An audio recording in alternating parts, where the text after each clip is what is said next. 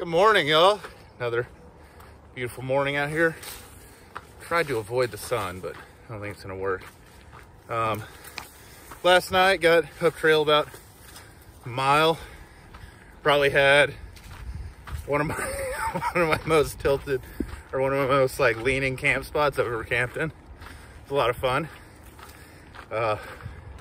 Woke up covered in dew, and at least it wasn't frost, so it was a nice little night. Been trying to start earlier. Actually got started around a little after 7. You know, I'm still not fast in the morning, but I'm trying. I'm getting better. Yeah, so should be getting into Agua Dulce is the next town, and it's real small. You actually walk right through it on the PCT. It's got a couple restaurants, doesn't even have like a grocery store or anything, but I'm excited to get another meal there, you know, another in-town meal, and then the sun is horrible, but you know, get another in-town meal, and then I'll be able to you know, get back out on trail for getting refueled, and should be feeling good. So I don't know how far I'm gonna make it today. I think I'm just gonna go as far as I can. I would prefer to get at least like 25 in, or you know, like 23, because I'm trying to get to a place called Hikertown in 3 days for the weekend. I got a package going in for some new shoes. My shoes are pretty rough, falling apart a little bit. Not really much tread on them, so getting a little iffy on some of these, you know, sandy hills and whatever. So, well, okay, trying to maneuver the sun. It's not going well. Well, anyway, that's all I got. Seems like the sun's gonna be a problem for this little stretch, so go ahead and, you know, see y'all up the trail. Probably either in Agua Dulce when I'm getting something to eat, or after once I'm back on trail. So later. This is actually part of the trail right now. It's the tunnel.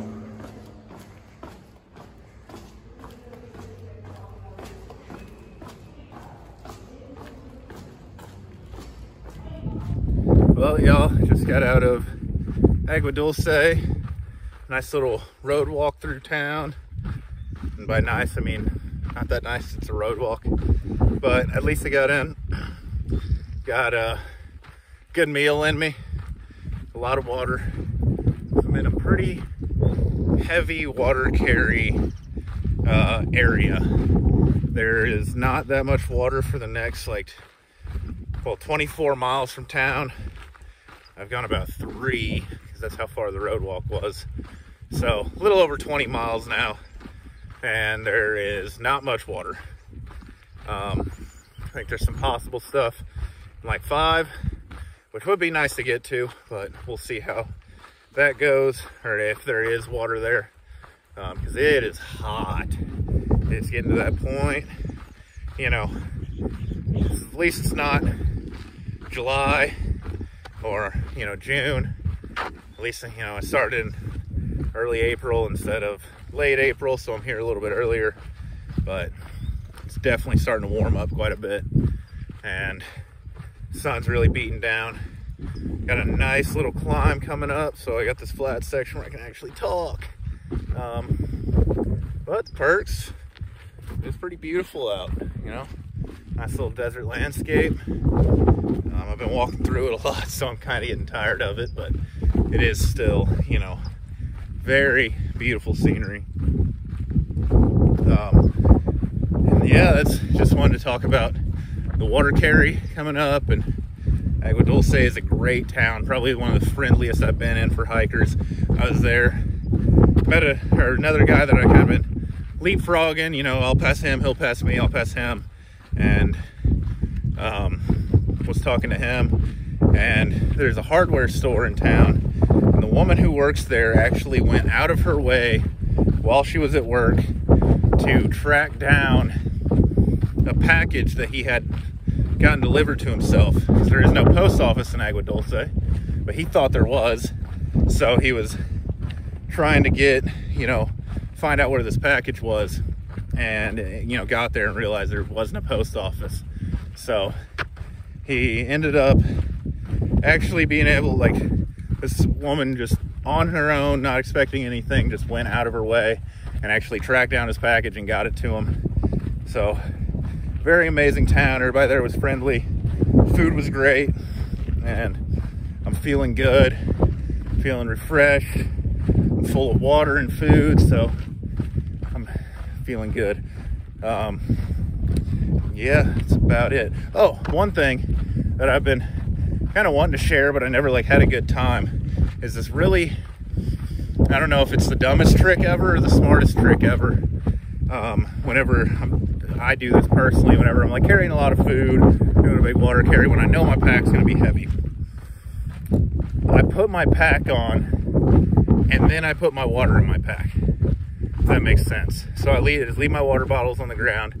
So that's 2 liters. 2 liters of water is over 5 pounds.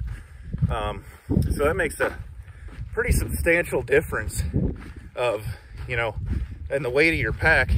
And even though you're not going to be carrying any less, you have that water sitting out. That first pickup on your pack that you have, that first lift, feels 5 pounds lighter. Then you get everything situated, tighten down your buckles, you know, get your waist belt right, whatever. And then you throw the water bottles in, and it just tricks your brain, you know, just makes you think, oh, my pack's lighter, so it doesn't feel as bad right away. And I don't know, I've been doing that and it's worked. It makes, you know, it actually does make the pack feel better. So if you decide to hike, or there are any hikers that watch my videos and you think you want just some trick to make those heavy carries feel a little better, there's something you can do. Put your water bottles in your pack after you got it on and everything's situated. So that's my little bit for right now. I'll see y'all later down the trail. Peace. Well, y'all, I just had, I don't know if I want to say oddly terrifying, or I don't really know how to explain the like it wasn't strange, and I guess the event itself wasn't like that scary or strange or anything, just kind of the implication of it. So I was talking about the possible water source that was up ahead once I started. Turns out there was decent water there. It smells a little funky, but it's drinkable. And so down another liter, refilled there, and you know, I should have more than enough water to get me to the next water source. Now I have zero concerns about water. But as I was sitting there, if you didn't know, PCT is graded for pack animals, and it is completely legal and viable to bring pack animals over the whole trail, including horses. It's the only other thing that's allowed on trail is people and horses. So, you know, no bikes, or definitely no, like, nothing motorized. But anyway, I'm sitting there at this water source, getting some water, and a group of people riding horses come riding by. And I'm kind of up in the trees, and I'm talking to them. And they were looking up towards the water source and asking me how it was. And I was like, well, you know, there's not really much. It's probably not enough for all your horses, you know. And kind of chatting. And the guy riding in front was a little bit ahead of everybody, and he had kind of turned up the path towards me, towards the water source.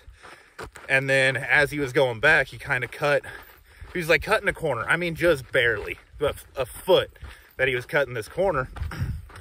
But as he started, you know, sending his horse a little bit farther down the trail, and the horse started walking, this rattlesnake came out of the bushes rattling and was not happy with the situation that it was in. Luckily, it didn't strike at the horse. I actually was like weirdly like watched the whole thing happen, because I looked right as soon as I heard the rattle, and you know, saw this rattlesnake, and it slithered away real quick and slithered out of the path, and scared the horse about half to death. I thought the horse was going to go running off the trail, which would have been bad because it was right up there. and that would have been a painful fall for all involved. And I, guy kept control of the horse and got her back, but the horse was a little skittish after, didn't want to walk past that spot and whatever. But I was thinking about it, and I walked past that spot, that exact spot, less than 5 minutes before that. There's no way that rattlesnake, like, just hustled in and filled in that spot while I was sitting there. I mean, 2 minutes later. So the fact that I walked right back by that rattlesnake within, 2 feet of it, and it didn't rattle. I had no idea it was there. Never made its presence known. Is a little concerning. The fact that I missed that, which, it happens, everybody does it. Definitely not going to see every rattlesnake. They blend in well, and they're scared. They just don't want to be bothered. But I just wonder how many rattlesnakes I've missed seeing on trail, where I've seen, I guess, 3 now, and this one was just sitting in the bushes. So I'm like looking in every bush as I'm hiking, but I guess I've been doing this for a couple 100 miles now. I shouldn't worry about it. But I don't know, just something that I'm gonna be thinking about for at least the rest of the day. Hopefully I'll just forget about it and not care, because, well, I guess if the rattlesnake really wanted me, I guess it could get me. So yeah, just something that happened that, I don't know, just, I guess something to think about. So I don't know, that's all I got on that. So I'll see y'all later. Well, y'all, just got into camp. Sun's just set, I think, so I still got a little bit of daylight left. I'm pretty tired, if you can't tell. I've been putting in a lot of miles. So this is actually my 3rd straight marathon of a day. And might be my 3rd straight 27-mile day, which I'm pretty happy with. Last time I did this, I did it on the AT, and the terrain is a little bit more wearing. So I did something like 115 miles in 4 days, and at the end of it, I didn't think I was going to be able to walk again, ever. Like, I got up the next morning, I was trying to get somewhere, and, I could just, like, barely walk. I just hobbled my way. Like, I think I still made it, like, 9 miles to get to a hostel and meet my mom there. But that was rough. Which is weird, because on this trail, like, I still feel fine. Like, I'm probably going to get up tomorrow. I actually plan on doing, like, another, more than a marathon. I'm not sure exactly where I'll get to, I'm going to, like, well, my goal is to do a marathon, and then I'm going to hike until I get that done, and then look for a campsite, because there's a place called Hiker Town, which I got some shoes delivered there. So I want to get there. Hopefully they had already arrived. I can pick them up. And then the section after that, everybody night hikes. And I've kind of been hiking a lot of miles because I want to. Like, it is not, like, I just can. I don't feel like stopping. I'm not really that tired, so I just keep hiking. And then I've kind of been, like, trying to catch up with some folks. Girl I hiked the AT with, she's got, like, a tramley. They've been putting back, like, pretty much the same miles for the last couple days, and I've been, like, steadily, like, putting the same miles down. I know that they're ahead, and I want to catch up to them, because, like, I'm not really a tramley person, but it is nice to, like, have people around to hike with. I'm camping alone most nights, which, not the worst thing ever, but every once in a while, I just want to, like, find some people and that I know and can, see them a couple days at least, and maybe I'll stay with them for a while, maybe I won't. I don't really know what my plan is there. Probably just, see how I like being with a tramley again.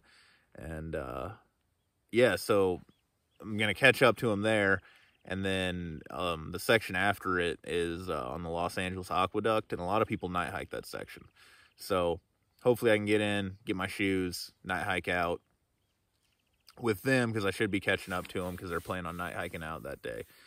Or yeah, the same day that I plan on getting there. So it all kind of works out. Sorry, my camera's shaking. So it all kind of works out like with what I got planned, and, you know, just pushing miles for not really much of a reason, just kind of because I can. That's like really the only reason. The main reasons is because I'm kind of stretching my legs out, and I feel like I can.